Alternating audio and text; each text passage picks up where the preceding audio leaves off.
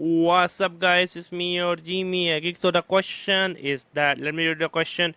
Where do I start with learning for 4 hours per day? Do you teach yourself? Okay. So let me read the question. Hello, I'm a civil engineer. I want to start learning how to code. I watch your video about JavaScript. Want to start learning? Okay.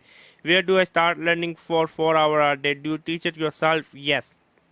When you're going to learn, you're going to teach yourself. First hour is watching an online course. It can be from Linda Trim 3 hours or Udacity, Coursera, or edX. 1 hour. 1 hour programming, 1 hour reading book, and 1 hour just debugging, finding out, playing around.